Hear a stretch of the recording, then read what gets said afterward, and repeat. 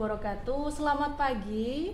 Halo teman-teman semuanya. Halo Sobat SI dan halo Sobat Himsi. Pada hari ini kita akan mengadakan sebuah event dari Himpunan Mahasiswa Sistem Informasi, yaitu Podcast SI with Himsi.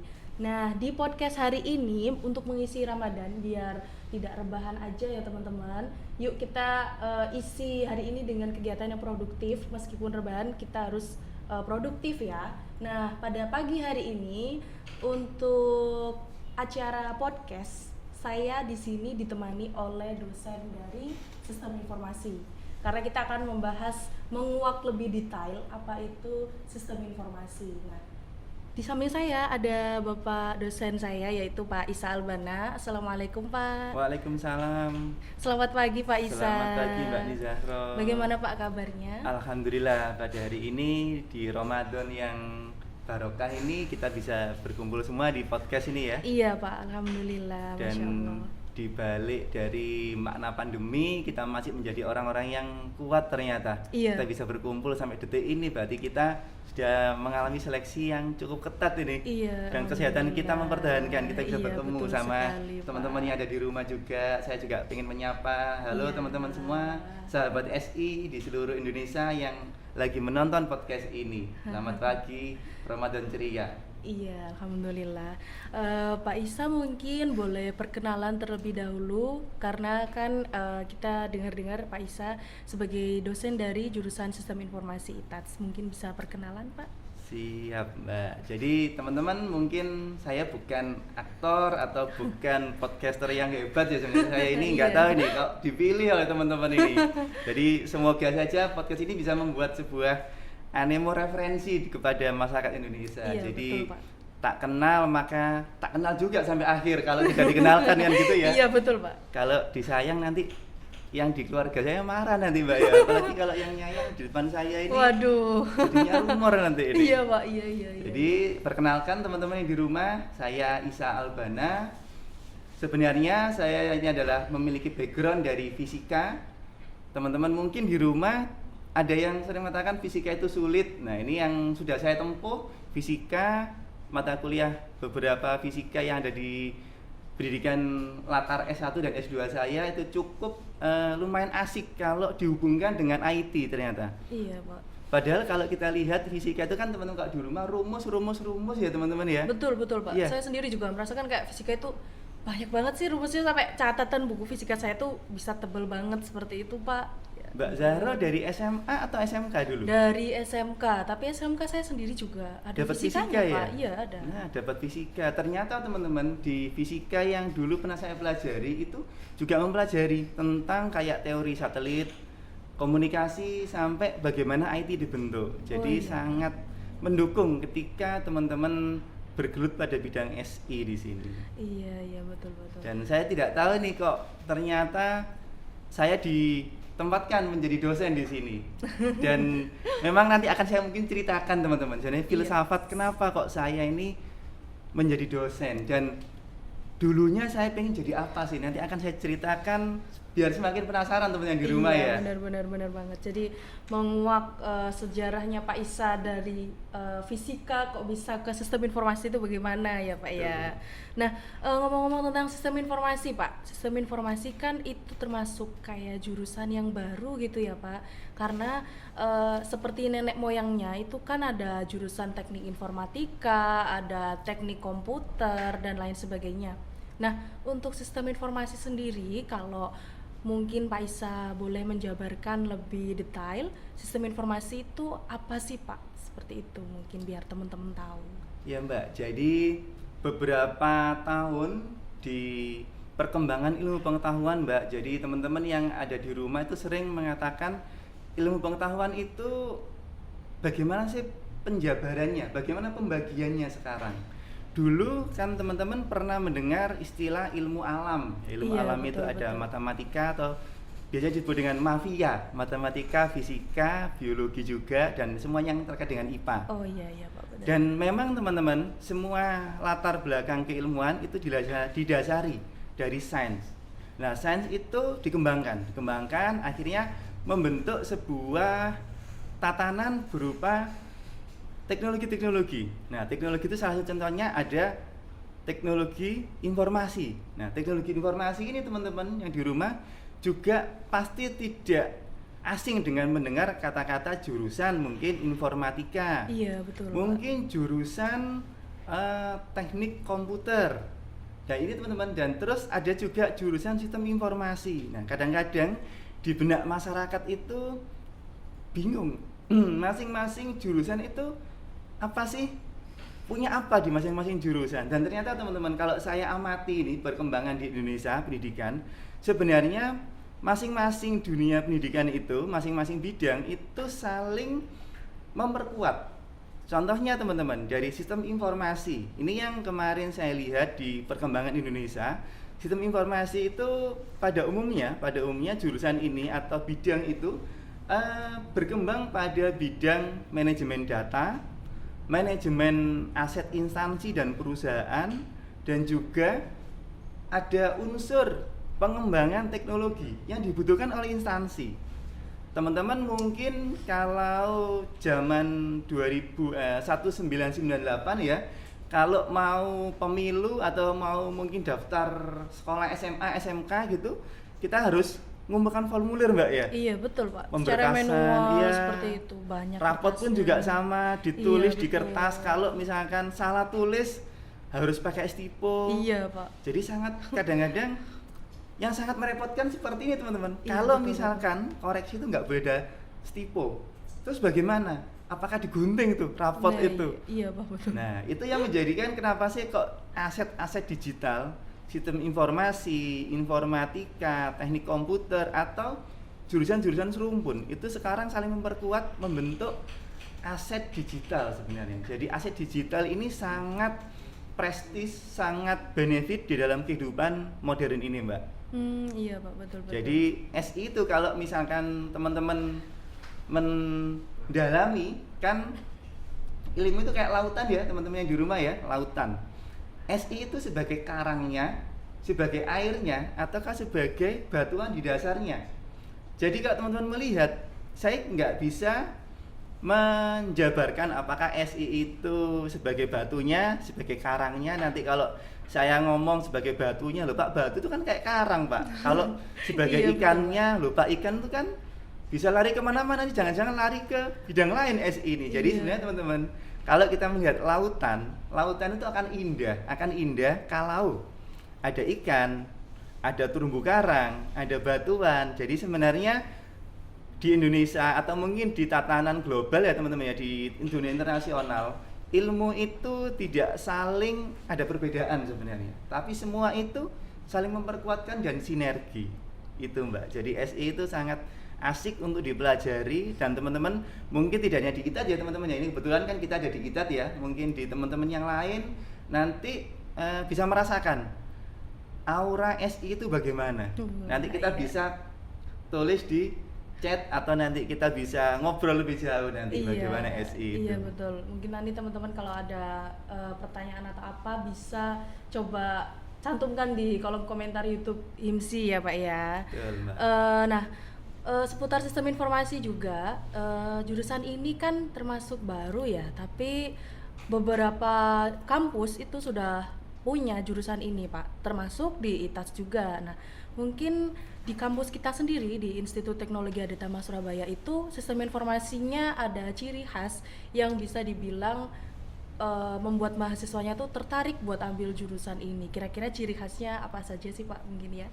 Nah, ini kalau kita lihat sebuah rumah kita, kenapa kalau saya sebut kita nih teman-teman? Karena Mbak Zahra ini adalah mahasiswa saya dan sudah berhasil lolos dalam sebuah kompetisi mahasiswa baru, sampai betul, diterima di kampus unggulan ITAT. Jadi alhamdulillah, saya juga apresiat kepada orang tua yang sudah menitipkan anak-anak didiknya, anak-anaknya di kampus kami, karena memang di ITAT ini memang kita konsisten pada bagaimana kita mendidik, saya sebutnya insan, karena insan ini nanti menyeluruh. Mereka juga nanti bisa punya ilmu, bisa punya manfaat, dan juga nantinya bisa membuat Indonesia bersinar nanti Mbak. Ini contoh yang saya sebut ini, saya ambil contoh Mbak Zahro. Kebetulan Mbak Zahro Waduh, ini saya disebut bersinar. spesial Maaf, Pak. mahasiswa kita yang sangat aktif. Kebetulan Iya, Mbak Zahro ini alhamdulillah, juga Pak. kalau saya lihat kan ini ya jadi ketua himpunan juga ya. Alhamdulillah seperti ketua departemen, Pak. Nah, ketua departemen ya. Iya, di bawahnya ketua himpunan. Leader juga berarti teman-teman ya. Ini Iya, leader alhamdulillah. berarti Indonesia itu kalau dulu punya presiden cewek juga, dan di sana leadernya juga ada yang cewek juga di sini ya teman-teman Nah, ya. Iya, Pak, betul sekali. Jadi saya lihat penciri dari sistem informasi yang kita miliki di ITAT itu sebenarnya kita bermain pada dua bidang, Mbak. Dua bidang, tapi kalau saya katakan dua bidang ini kayak kontainer, isinya banyak. Nanti saya sebutkan kita punya dua kontainer bidang. Yang pertama adalah manajemen data digital. Iya. Dan yang kedua itu adalah business intelligence. Jadi dua bidang ini, yang pertama teman-teman mungkin loh Pak, kenapa kok data aja dipelajari? Mungkin Mbak Zahro pernah dengar ya sekarang adanya sebuah big data ya. Iya, Pak, iya benar. Big data, kemudian ada business intelligence. Iya. Itu. Jadi teman-teman yang di rumah, kalau yang dua istilah ini asing nanti akan kita jabarkan. Jadi begini teman-teman, istilah big data, seberapa besar Pak big data itu? Ataukah sekontainer Pak? Ataukah seantariksa? Kan kalau kita ngomong dinosaurus juga bisa lebih kalah ya sekarang ya. Iya. Dengan menara misalkan Betul. Eiffel, Ada yang lebih besar lagi benar, ya, Pak. Petronas milik Malaysia atau mungkin Monas milik Indonesia. Iya, Jangan-jangan betul. dinosaurus masih lebih kalah kecil gitu ya. Jadi Iya, betul. itu teman-teman. Jadi big data itu sebenarnya konsep istilah ya, mungkin teman-teman yang di rumah juga. Jadi big data itu kenapa kok kita pelajari seiring kita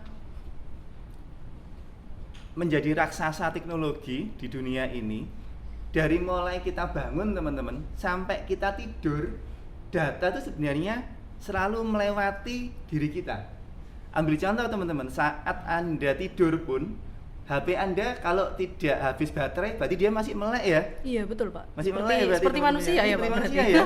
Asalkan pokoknya baterainya nggak habis, data masih lewat. Iya, Jadi betul. kadang-kadang kalau misalkan yang muda-muda ini ada chat misalkan nih, kamu di mana, Waduh. terus nggak dibales, nah ini berarti ternyata data itu melingkupi walaupun kita tidur. Dan Iya, ternyata di balik semua itu juga ada, ambil contoh teman, ketika Anda tidur, teman-teman lihat tol itu apakah juga tidur? Garansi tol itu atau yang kartu tol itu, Iya. ternyata dia juga tidak mati, dia masih hidup di sana. Berarti ceritanya 24 jam, 7 hari, orang-orang tuh dikelilingi dengan data. Yang menjadi sebuah fantastis adalah ini Mbak, data itu kalau misalnya kita hitung munculnya per berapa detik Mbak data itu berarti di dunia ini. Waduh. Kalau- Sepertinya nggak bisa dikira-kira tuh, Pak. Bayi lahir masih bisa dihitung ya Iya, di rumah masih, sakit. Pak. Data lahirnya per detik, mungkin per 0, sekian detik. Makanya teman-teman, kalau kita lihat dengan adanya big data, maka kalau kita hitung, kita nggak akan pernah bisa ngitung, dan makanya kita di dalam sistem informasi kita mempelajari itu. Jadi bagaimana data itu terlahir, data itu kita olah, data itu kita hubung-hubungkan atau cari relasinya sehingga masing-masing data yang kita dapatkan itu bermanfaat untuk proses bisnis, baik itu perusahaan, sekolah, instansi, kenegaraan atau yang lain teman-teman. Jadi itu teman-teman seni dari sistem informasi yang dimiliki kita. Iya, berarti untuk seperti ilmu yang mendominasi di jurusan sistem informasi itu lebih ke pengolahan data ya, Pak. Pengolahan data, kemudian bagaimana data itu disangkut pautkan dengan teknologi, dengan bisnis, seperti itu ya, Pak, mungkin. Iya Mbak, jadi kita memang konsen pada sebuah mekanisme bagaimana data itu kita olah, bagaimana data itu kita gunakan untuk memperkuat sistem bisnis dalam sebuah corporate atau bisa jadi perusahaan atau instansi. Dan ini tadi teman-teman saya jelaskan tadi ada satu poin, yaitu apa? Bisnis intelligent atau bisnis cerdas ya kan teman-teman ya. Iya, betul. Nah, mungkin kalau yang di rumah bisnis itu ya jualan itu loh Pak, bisnis. Iya kan Mbak Jasa? Iya ya? betul, seperti saya sendiri juga Pak. Wah ini entrepreneur Iya. muda gitu teman-teman ini ya. Alhamdulillah, insya Allah. Yang di benaknya Mbak Zahra nih, kalau yang didapatkan info dari teman-teman sekitar, masyarakat sekitar, bisnis itu apa Mbak? Kalau misalkan saya pengen dengar nih.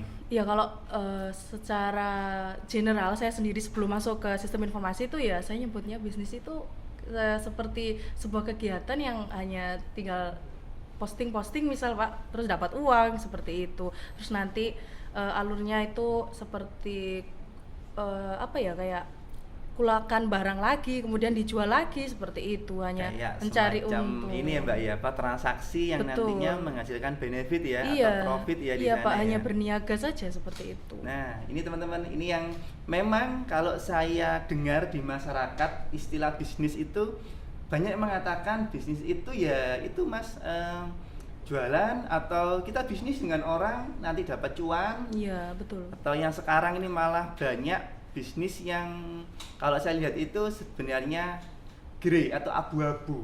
Bisnis, saya tidak menyebut nama bisnisnya, tetapi mungkin teman-teman yang beragama Islam ya, yang beragama Islam itu kan pernah dengar, mungkin Ramadan juga kita saling mengingatkan nih, bisnis di Al-Quran itu atau bisnis di Islam itu nggak boleh yang samar, ijon itu nggak boleh Mbak ya. Iya betul itu. Bisnis Pak. yang nggak ada barang itu nggak Iya. boleh, dan ternyata memang sekarang kalau teman-teman amati banyak sekali bisnis yang pertama dasar percaya sama percaya, karena nggak ada barang lari ya dipercayai, banyak orang itu menjadi tersangka sekarang. Nah ini yang banyak Mbak ya. Iya Pak. Nah itu Benar yang sekali. kadang-kadang wah ini sangat menjadi PR juga bagi kita di tim-tim SI ini, karena memang sebuah dilema. Dan ini teman-teman terkait dengan bisnis ya tadi ya, kalau saya melihat dengan kacamata itu kacamata dari satelit jadi lebih luas. Kalau tadi kacamatanya masyarakat, saya ngomongnya sekarang satelit. Iya. Kalau satelit lebih luas dan dominan. Kalau saya tanya, kalau misalkan teman-teman yang di rumah nih sekolah, terus kemudian ada sebuah proses bisnis. Nah, pertanyaan saya adalah begini, bisnisnya itu apakah jualan buku di koperasinya sekolah? Itu yang jadi sebuah penasaran Mbak ya. Iya Pak betul. Apakah semakin banyak anak semakin profit dan nanti instansi itu semakin besar? Ada yang mengatakan seperti itu mungkin ya di rumah. Mungkin benak sekolah itu loh bisa besar karena banyak mahasiswanya atau mungkin mahasiswanya kaya-kaya. Sebenarnya begini teman-teman, kalau saya lihat bisnis di dalam sebuah pendidikan itu bukan benefit pada keuangan, walaupun keuangan itu adalah sebuah vital atau BBM-nya di dalam sebuah roda Dari bisnis benar, ya Pak roda ya, dari betul. bisnis, BBM-nya. Tapi BBM-nya tidak hanya uang ya teman-teman, tidak Iya, hanya sebuah betul nilai, sekali. nilai value dari uang, tapi nilai kepercayaan, nilai trust dari masyarakat itu sangat penting juga. Dan juga nilai komitmen dari sekolah itu, nilai mutu. Kalau mereka komitmen untuk mengembangkan proses pembelajaran yang bagus, nggak akan iklan, akan dicari orang teman-teman. Nah, yang kita bangun di SI juga sama. Kita harapan ini kita nggak perlu iklan teman-teman. Kalau orang sudah tahu komitmen SI sebagai agen pendidik, maka nanti akan teman-teman, oh saya tak join dengan Pak Isa, dengan Mbak Zahra di sini.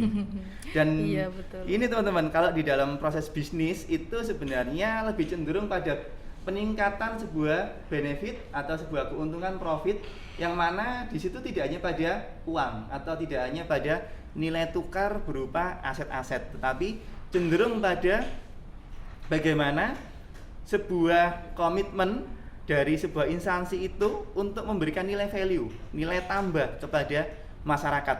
Bisa dari nilai tambah keuntungan berupa bisnis retail yang teman-teman mungkin jalankan seperti Mbak Zahra ini ya. Iya, Pak, Sangat betul. appreciate ini. Kemudian kalau sekolah berarti nilai value tambahannya apa? Yaitu unsur edukasi.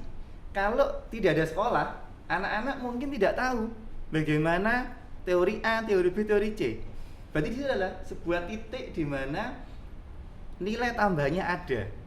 Misalkan ada sebuah instansi perbankan, ada nilai value. Apakah perbankan jualan aset-aset apa? Tidak. Perbankan di situ adalah memanajemen sebuah keuangan dan sebuah pembiayaan. Jadi sehingga kalau misalkan teman-teman transaksi itu merasa aman. Ambil contoh nih, saya menjamin Anda, mau saya aja nggak dikenal negara, terus mau menjamin keuangan, masih kalah dengan mungkin bank-bank konvensional BUMN yang menjadi raksasa dan Iya, betul. trust masyarakatnya itu lebih Iya. kuat ya teman-teman ya. Iya, Pak, betul. Jadi itu teman-teman sebenarnya proses bisnis itu tidak hanya pada jualan retail, ini sekarang sangat luas Mbak.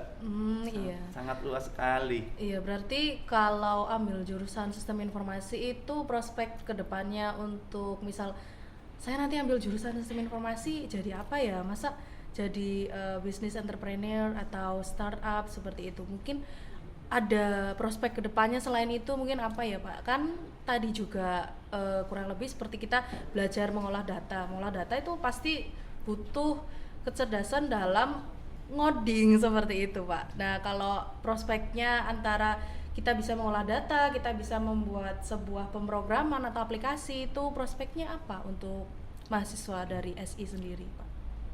Jadi kalau dilihat Mbak, apa sih nanti 20 tahun atau mungkin sekian tahun ke depan SI itu?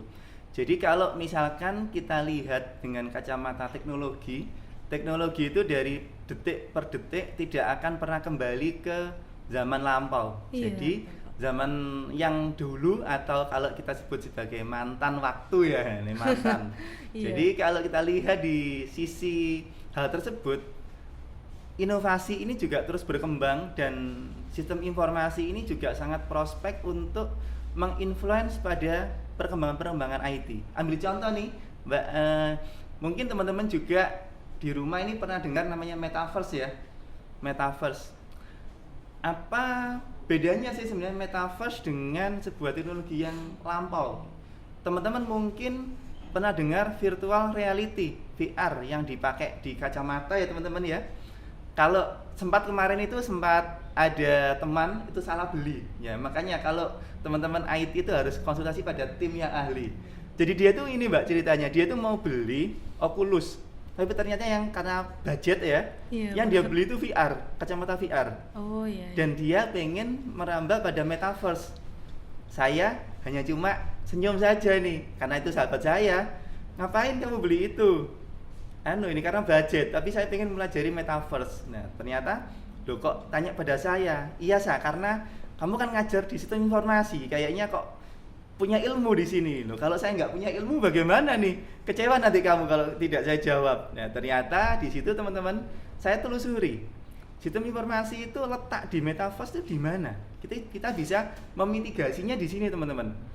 VR itu juga sama-sama sebuah teknologi yang bisa dipasang di mata kita ya. Iya, betul. Ada QR, ada QR, ada AR, ada VR yang seperti kacamata itu. Tapi teman-teman waspada, VR dengan metaverse sangat berbeda. Berbedanya di sini Mbak, mungkin teman-teman nggak pernah melihat. Metaverse itu sebuah teknologi yang menggabungkan dengan teknologi jejaring atau sosial. Jadi kalau VR itu hanya cuma sebatas alat dan di sana dipasang layar, entah layar itu dari HP ataupun dari alatnya sendiri seperti Oculus. Nah, Oculus itu merupakan alatnya. Ini bukan iklan ya teman-teman ya. Jadi teman-teman biar Iya. saya mengedukasi nih. Iya. Ada Oculus. Nah, Oculus itu diintegrasi dengan teknologi metaverse. Yang mana metaverse kalau kita dengar dari Meta Corporation ya, yang diprakarsai juga dari Facebook dan prakarsa teknologi raksasa lainnya. Dan di metaverse itu teman-teman SI ya khususnya yang mungkin yang melihat di sini nih, teman-teman amati. Kalau VR yang bekerja itu siapa? Yang bekerja adalah HP kita sendiri. Ya kan teman-teman, HP kita. Iya, Pak. Tapi kalau metaverse yang bekerja itu adalah sistem cloud, sistem global. Jadi kalau misalkan kita menyapa teman, ada perusahaan yang menyediakan avatarnya. Kalau kita butuh sebuah isi, avatar itu bisa bicara, bisa punya suara ABC, mungkin ada perusahaan lain yang meng-hire dari suara-suara itu. Dan ternyata semua data, semua aset itu dikelola menjadi sebuah raksasa dan sekarang digembor-gemborkan atau diwacanakan sebagai metaverse. Sampai kemarin ada wacana, nggak tahu kalau masuk kelas juga pakai metaverse, haji juga ada metaverse juga ya wacananya ya kemarin Iya, di Pak, berita iya, ya. betul. Yang saya bingungkan gini, kalau metaverse terus kecemplung kali bagaimana? Karena kita kan metaverse kan sebenarnya kita pengen berjalan-jalan kaki kita, tapi kalau Iya.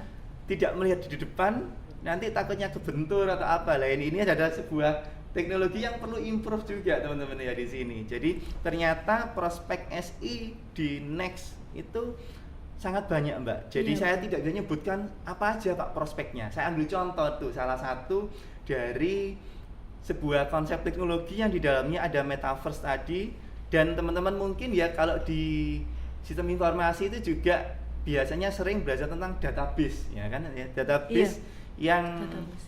kita prakarsai sebagai aset data.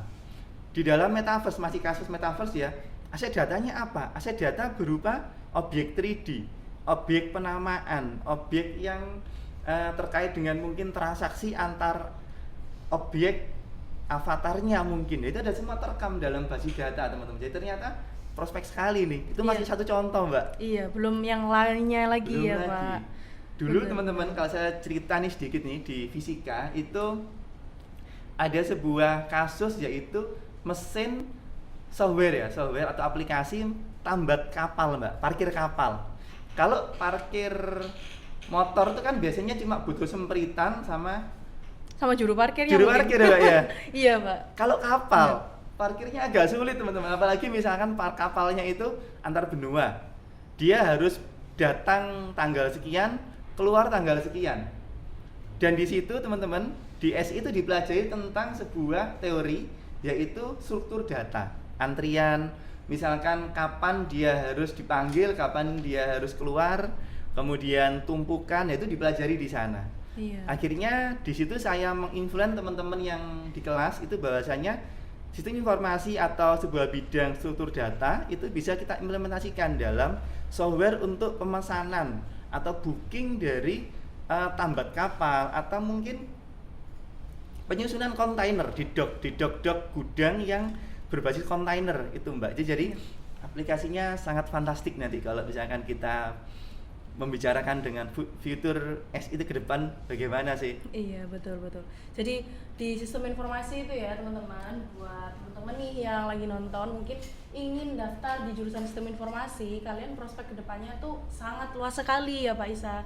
Bisa jadi data analis mungkin dari yang saya simpulkan Ya. tadi, kemudian bisa menjadi bisnis employees atau bagaimanapun, itu pokoknya banyak banget. Dan mungkin dari teman-teman di sini ya ada yang bertanya mungkin ya Pak, untuk persiapan jika ingin masuk ke jurusan sistem informasi itu apa saja, karena dari beberapa mahasiswa yang masuk di jurusan sistem informasi itu tentu saja tidak dari basicnya dia siswa SMK yang fokusnya seperti di komputer atau di jaringan, rekayasa perangkat lunak seperti itu Pak. Persiapannya apa saja Ini ya Pak? Mbak ya, jadi mahasiswa di SI itu beragam. Jadi Iya, betul sekali Pak. banyak kadang-kadang kita juga percaya tidak percaya apakah anak dari seni itu yang masuk di SI itu bisa survive ataukah tidak. Dan itu yang kadang-kadang pertama saya juga pesimis ya teman-teman. Ternyata memang ada bukti Mbak.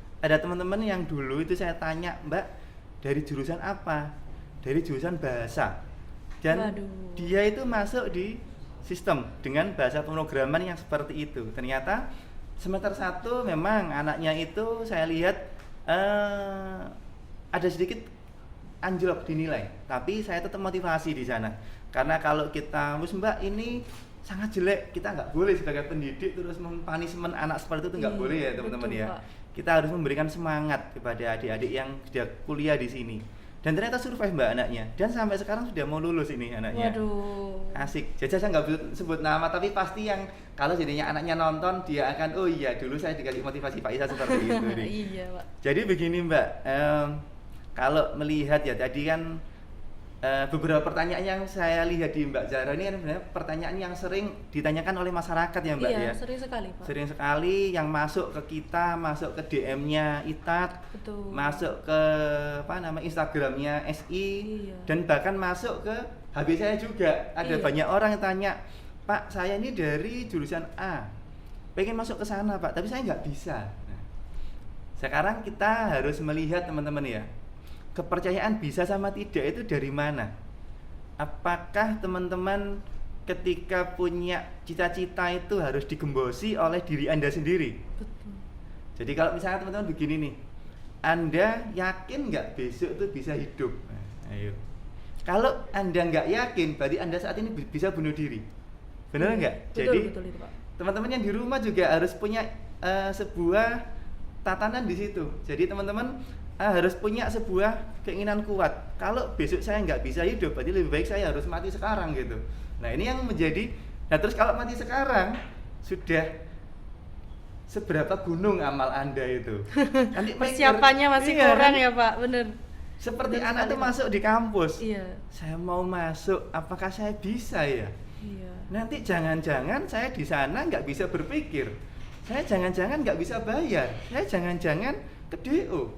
Paradigma-paradigma negatif itu muncul layaknya malam yang mendahului siang, Mbak. Iya, Nah, betul. itu. Jadi kalau misalkan kita lihat apakah ada kegelapan, sebenarnya kegelapan itu tidak ada. Yang ada itu cahaya. Iya, meskipun gelap tetap Iya, ada kan? cahaya, Pak. Kegelapan itu kalau Iya, teman-teman benar, punya benar. motivasi atau sebuah cahaya dari pribadi Anda, itu gelap itu nggak akan muncul di situ. Makanya kalau misalkan persiapan yang perlu dilakukan untuk SI masuk atau bagaimana bergabung di perguruan tinggi ya, di PTS, PTN atau instansi kejuruan lainnya, itu sebenarnya yang paling penting itu adalah komunikasi dengan keluarga, orang tua. Itu sangat memberikan. Orang tua itu mungkin kadang-kadang begini ya Mbak, mungkin ada yang kecukupan, ada yang mungkin kekurangan. Orang tua saya dulu kalau teman-teman tahu itu adalah anak buah dari Pak Nadiem Makarim. Berarti menteri, anak buahnya menteri, enggak ojek.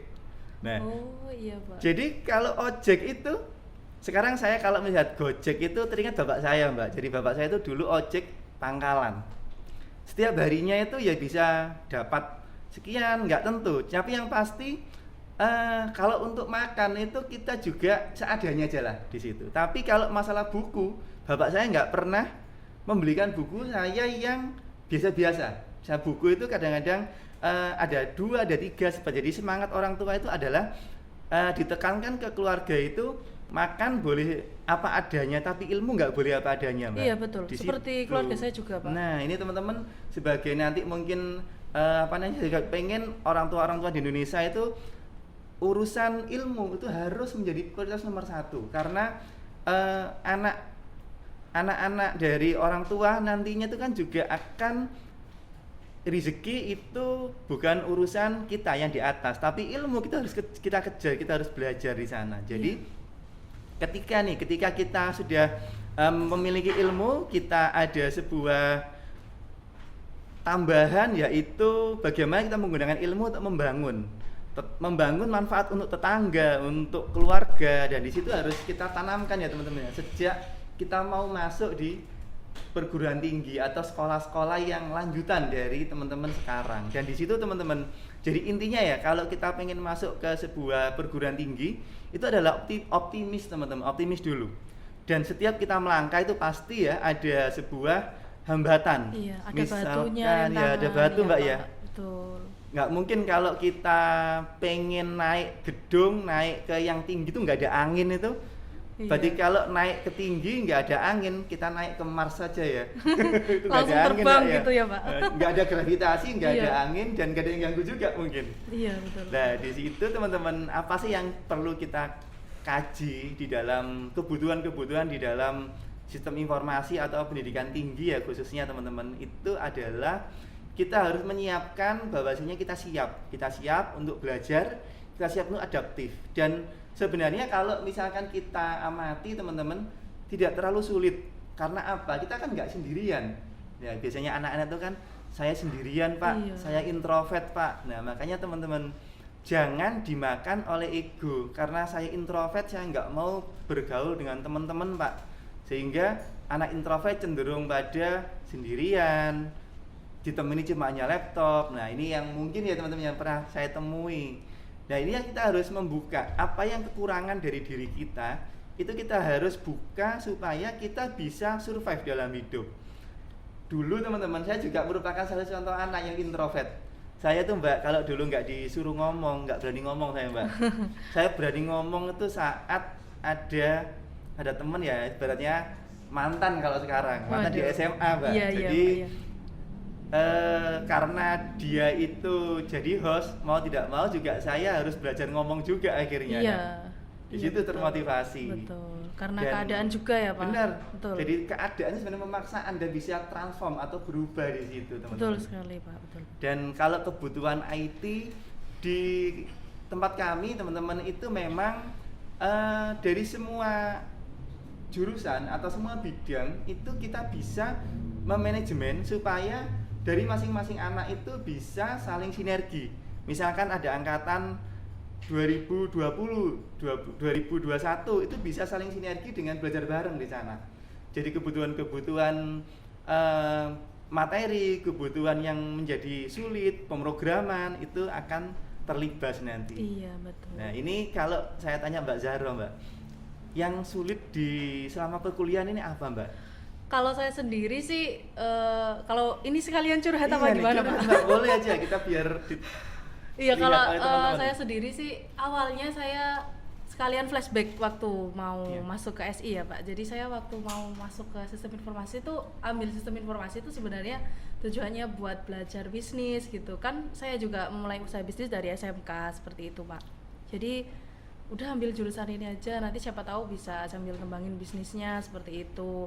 Nah saya itu nggak tahu kalau ternyata di sistem informasi itu juga hampir sama lah 11-12 seperti teknik informatika, ada ngoding, pemrograman seperti itu. Nah saya sendiri basically dari SMK yang jurusannya bukan komputer, saya dari listrik loh Pak. Dari listrik. Iya, Nanti saya dari keturunan listrik ini. itu tiba-tiba masuk ke sistem informasi itu ya bisa dibilang kaget juga Pak. Tapi ya mau gimana lagi, terus saya juga menekankan seperti yang Pak Isa bilang tadi bahwa harus percaya diri dan jangan takut terlebih dahulu kalau belum dicoba seperti itu kan Pak.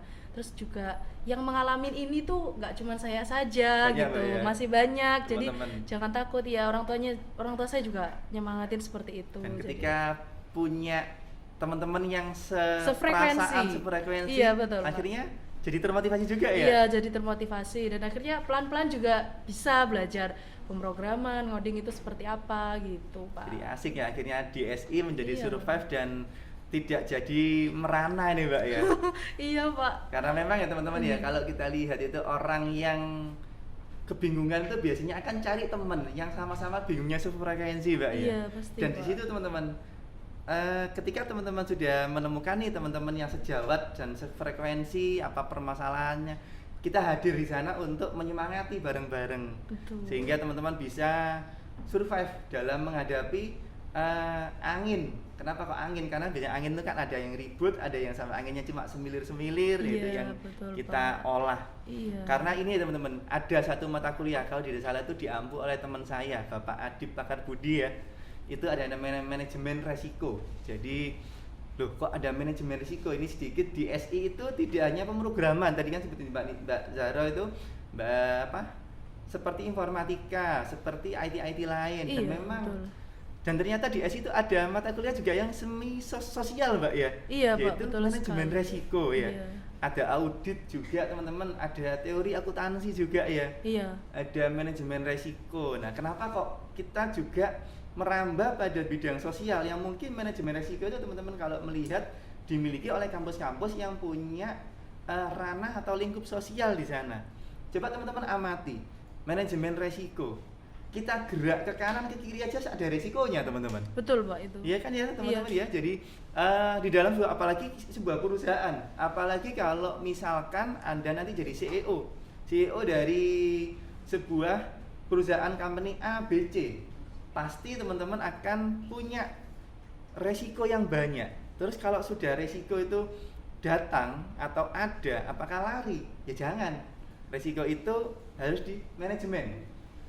Kalau kita amati kegagalan itu kita sering diajarkan ya untuk sukses Mbak ya. Iya, Tapi Pak. kita nggak pernah diajari bagaimana menghadapi kegagalan ya. Iya, betul sekali. Nah, ini yang menjadi kadang-kadang teman-teman kadang di kelas juga saya sering menginfluen bahwasanya jangan cuma mengejar mengejar kesuksesan, tapi Anda juga harus belajar mengetahui kalau gagal bagaimana. Jadi biar tahu kalau di papan catur itu ada hitam sama putih ya teman-teman ya. Iya. Tapi kadang-kadang itu sekarang itu saya lihat anak-anak itu lebih kreatif Mbak sekarang. Sering saya temui, saya ketika bertanya, Mbak Zahra, lawannya hitam itu apa? Warna hitam lawannya apa? Putih, Pak. Nah, Mbak Zahra putih. Iya. Tapi teman-teman, saya tanya anak saya, Iya. Le, kan biasanya orang Jawa kan panggilnya Le ya. Iya, betul. Karena di desa, Le, selain warna hitam, saya nggak ngasih teman lawannya hitam apa. Selain warna hitam, ada warna apa lagi? Dia nggak jawab putih. Dia jawabnya ada merah, ada biru. Nah, terus saya tanya abis itu, kalau menurut kakak, kan saya panggil kakak ya, kalau lawannya hitam, kalau lawannya baik itu ini. Nah, kalau lawannya hitam, Kak, ya merah tadi kan juga bisa ya, gitu. Berarti apa teman-teman? Sebenarnya ilmu atau sebuah opini itu kan dibangun dari sebuah inovasi dan pengalaman kita ya sehari-hari. Jadi Iya. di dunia era industri 4.0 atau 5.0 atau sosiet sekian titik sekian, itu kita yang dituntut adalah inovasinya dan pola berpikir yang cerdas di sini. Nah, teman-teman, dan iya. juga kita melihat bahwasanya anak-anak sekarang itu sangat inovatif. Contohnya misalkan dulu kalau saya amati podcast itu belum ada zaman saya dulu. Sekarang anak-anak Iya. juga podcast. Iya.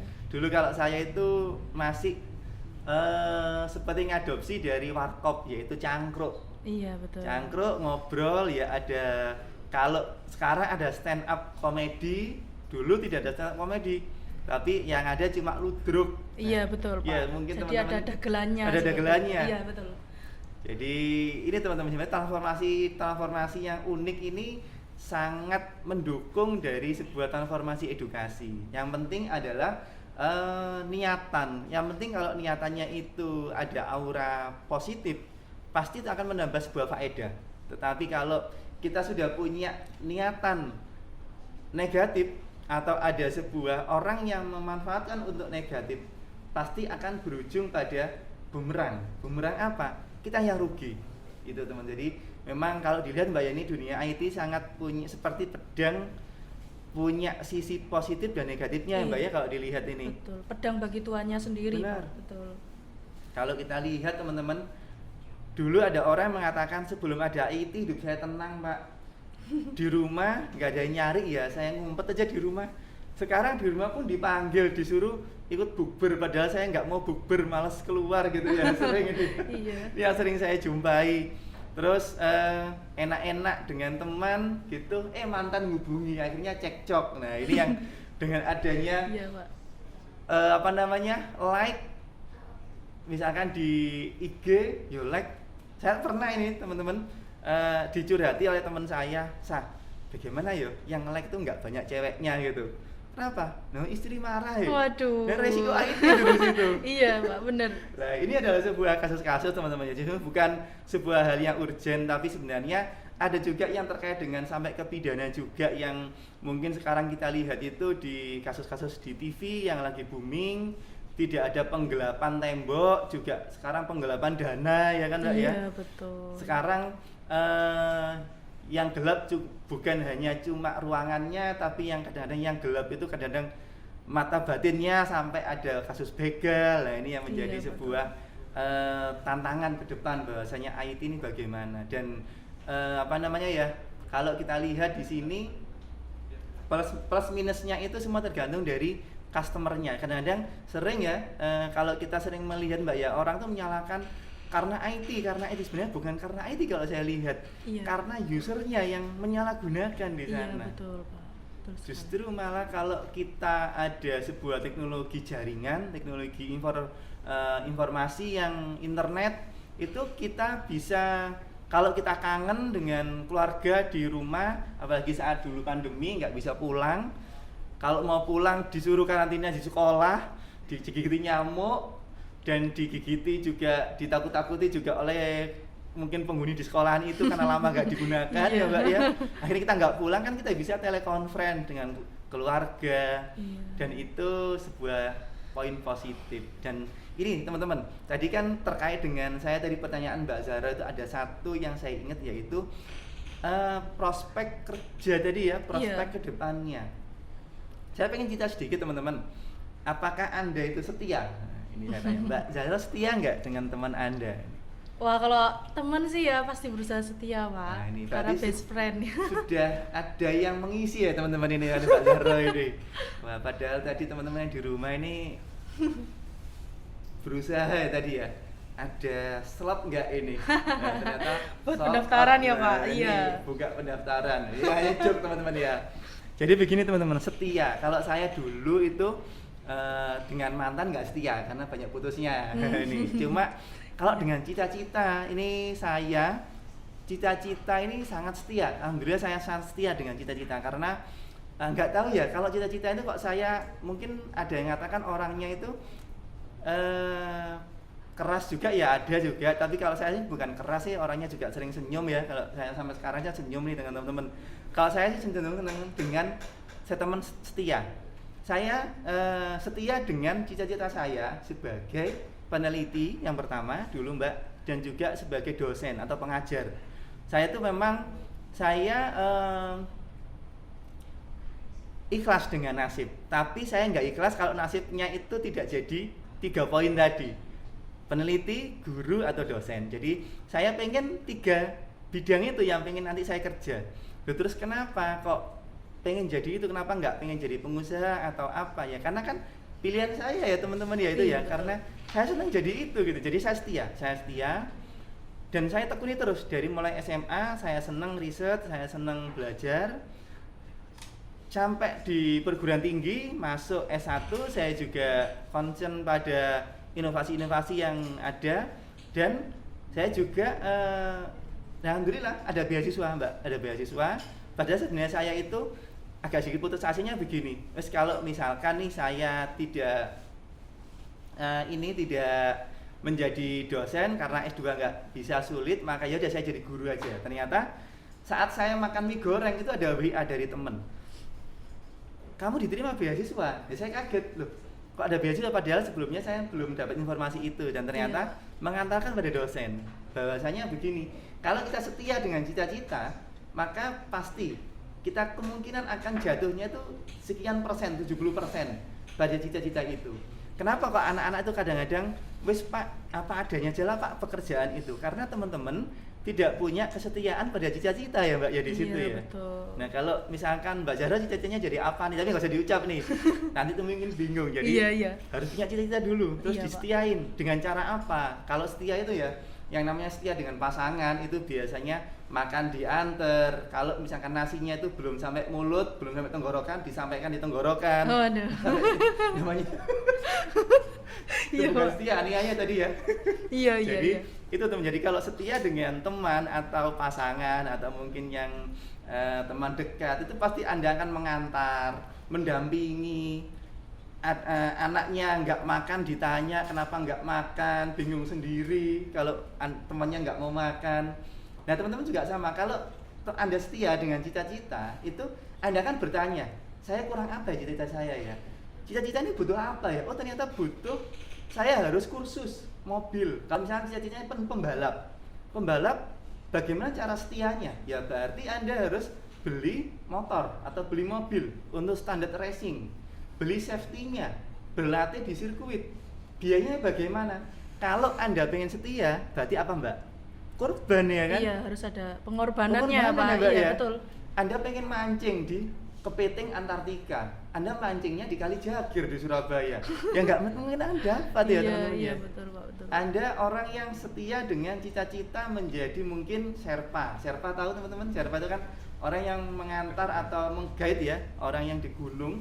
Pengen cita jadi itu. Kenapa? Karena sangat asik Pak. Anda naik gunung aja pinjem temen alatnya. Kadang-kadang lupa nggak dikembalikan, hilang juga. Iya. Jadi merugikan temen Mbak ya. Iya. Nah. Jadi apapun yang diambil itu harus ada pengorbanannya dan harus dicintai dan disetiai. Benar. Ya, Pak. Jadi asik Mbak. Itu nanti akan melahirkan apa? Prospek kerja yang handal nanti teman-teman. Karena begini Mbak, karena sering ya saya temui orang menjanjikan SI itu bisa kerja seperti ini. Saya tidak menjanjikan di sini. Walaupun SI itu juga bisa teman-teman menjadi analis, menjadi pakar IT, analisis di sistem, kemudian CEO atau mungkin yang lebih prestis lainnya, bahkan mungkin presiden juga bisa gitu. Jadi saya tidak menjanjikan hal-hal itu, tapi teman-teman explore sendiri di Google karena banyak. Dan ya kata kuncinya adalah teman-teman harus setia dengan cita-cita Anda. Kalau cita-citanya butuh makan, berarti harus dikasih makan. Butuh biaya untuk dilatih, harus dilatih dengan kursus, nah seperti itu. Iya betul. Jadi kalau kalian lapar ya teman-teman, ini kalau yang nonton lagi buka puasa jangan lupa makan juga. Jangan nunggu disemangatin ayam ya Pak ya. Betul. Oke, terima kasih Pak Isa karena kita udah ngobrol panjang kali lebar tentang sistem informasi. Terima kasih juga Pak Isa tadi sudah menceritakan tentang pengalaman Pak Isa dan cita-cita Pak Isa. Kita harus setia sama cita-cita, kemudian kita harus bagaimana jika masuk ke sistem informasi, progresnya apa, kemudian kelengkapan untuk persiapannya masuk ke sistem informasi itu apa, yaitu teman-teman harus percaya diri, terus yang dari introvert belajar untuk adaptif, jadi ekstrovert, ya seperti itu. Seperti itu teman-teman. Dan kalau untuk teknik kita bisa belajar bareng nanti. Betul. Nah, jadi untuk podcast hari ini mungkin saya cukupkan. Terima kasih ya Pak Isa. Terima kasih Mbak, saya senang ini bisa ngobrol bareng. Alhamdulillah. Jadi Ramadannya biar bisa positif. Benar ya Pak. Ini. Iya, terima kasih Pak Isa dan mungkin teman-teman yang pengen tanya bisa cantumkan di kolom komentar di YouTube kita. Jangan lupa buat subscribe juga karena kita bakalan adain podcast dari Sistem Informasi bersama Himsi di seri selanjutnya. Mungkin bisa ditutup Pak Isa atau mungkin bisa say hey buat teman-teman. Terima kasih teman-teman. Jadi pesan saya mungkin ya bagi teman-teman yang di rumah, utamakan pendidikan. Jangan sampai Anda karena biaya stop pendidikan. Pendidikan itu adalah suatu hal yang penting untuk kelangsungan next ke depan teman-teman. Terima kasih. Saya mungkin seandainya ada salah kata atau mungkin yang tersinggung, ini adalah sebuah statement yang mungkin luput dari saya ya teman-teman. Jadi kalau kita ada di public figure tuh kadang-kadang kita harus restorasi justice kalau dari Pak Kapolri ya. Jadi bahwasannya semua bisa diselesaikan dengan kekeluargaan, tidak harus ada sebuah tindakan-tindakan yang sifatnya pelaporan di sana. Jadi mungkin teman-teman yang di podcast ini juga kita lagi-lagi kita harus memberikan sebuah statement itu teman-teman. Okay. Terima kasih teman-teman yang ada di rumah. Terima kasih Pak Isa, terima kasih. Terima kasih teman-teman tim semua yang di podcast. Oke teman-teman, see you to the next podcast.